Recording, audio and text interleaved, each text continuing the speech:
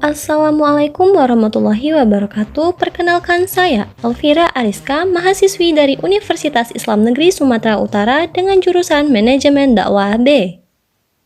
Baiklah, di sini saya akan membahas tentang kedatangan jamaah haji di Arab Saudi dan keberadaan jamaah haji di Hotel Mekah dan Madinah. Jemaah haji datang di Arab Saudi dalam dua gelombang.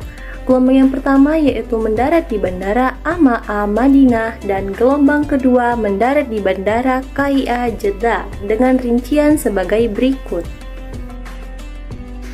Gelombang kedua di Bandara King Abdul Aziz Jeddah.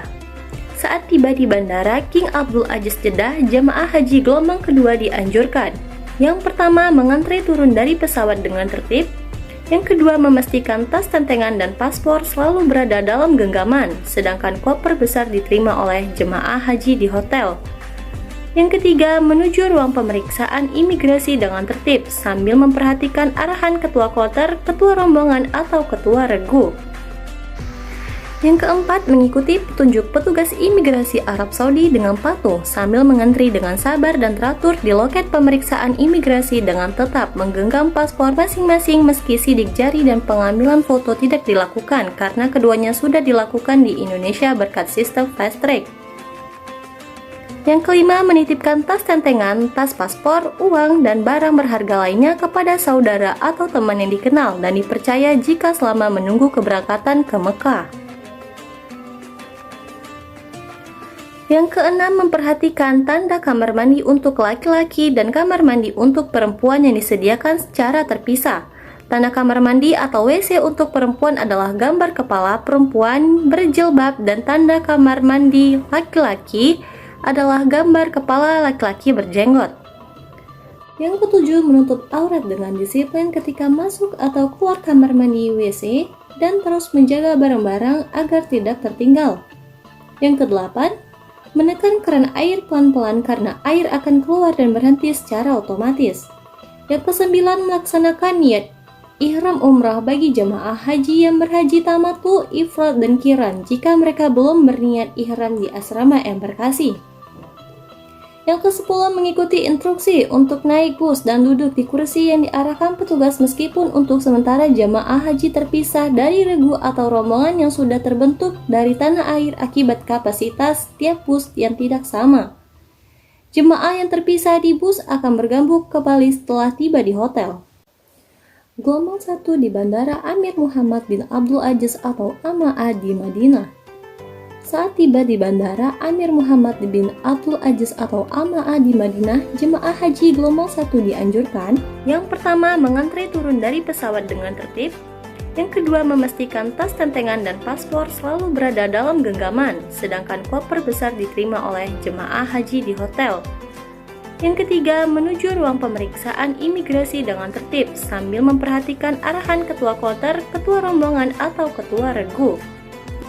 Yang keempat, mengikuti petunjuk petugas imigrasi Arab Saudi dengan patuh sambil mengantri dengan sabar dan teratur di loket pemeriksaan imigrasi dengan tetap menggenggam paspor masing-masing meski sidik jari dan pengambilan foto tidak dilakukan karena keduanya sudah dilakukan di Indonesia berkat sistem fast track. Yang kelima, menitipkan tas tentengan, tas paspor, uang, dan barang berharga lainnya kepada saudara atau teman yang dikenal dan dipercaya jika selama menunggu keberangkatan ke Mekah. Yang keenam, memperhatikan tanda kamar mandi untuk laki-laki dan kamar mandi untuk perempuan yang disediakan secara terpisah. Tanda kamar mandi atau WC untuk perempuan adalah gambar kepala perempuan berjilbab dan tanda kamar mandi laki-laki adalah gambar kepala laki-laki berjenggot. 7. Menutup aurat dengan disiplin ketika masuk atau keluar kamar mandi WC dan terus menjaga barang-barang agar tidak tertinggal.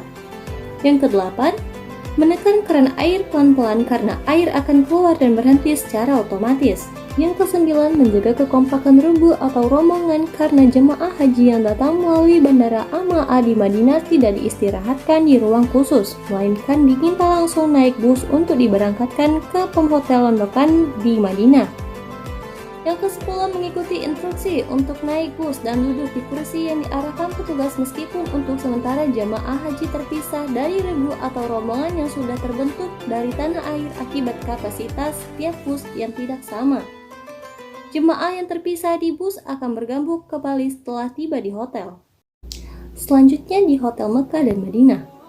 Selama di Tanah Suci, seluruh jamaah haji tidak dianjurkan untuk: yang pertama, memaksakan diri melakukan ziarah atau umroh sunnah bila dikondisikan kesehatan tidak memungkinkan.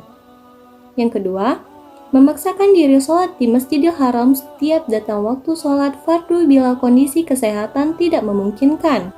Yang ketiga, memaksakan diri mencium Hajar Aswad dengan cara berdesak-desakan laki-laki dan perempuan, apalagi sampai harus membayar orang untuk melapangkan jalan dengan menghalangi jemaah lain bertawaf. Selama di Tanah Suci, seluruh jemaah haji dilarang: yang pertama, menjemur pakaian di lorong-lorong yang ada di setiap lantai hotel. Yang kedua, menerima tamu dalam kamar karena akan mengganggu jemaah yang lain. Yang ketiga, meninggalkan hotel berhari-hari dengan alasan mengunjungi keluarga atau alasan lain karena tindakan ini akan membuat bingung semua petugas haji dan rekan-rekan satu kloter. Yang keempat, merokok di tempat-tempat yang dilarang seperti di dekat Masjidil Haram dan di sekitarnya. Yang kelima, merokok di dalam kamar, lorong-lorong kamar, dan tangga darurat. Yang keenam, membuang puntung rokok sembarangan agar tidak terjadi kebakaran. Selanjutnya, memasak di dalam kamar tidur. Mungkin ini saja yang dapat saya sampaikan, kurang dan lebih saya mohon maaf. Semoga apa yang saya sampaikan bermanfaat bagi kita semua. Assalamualaikum warahmatullahi wabarakatuh.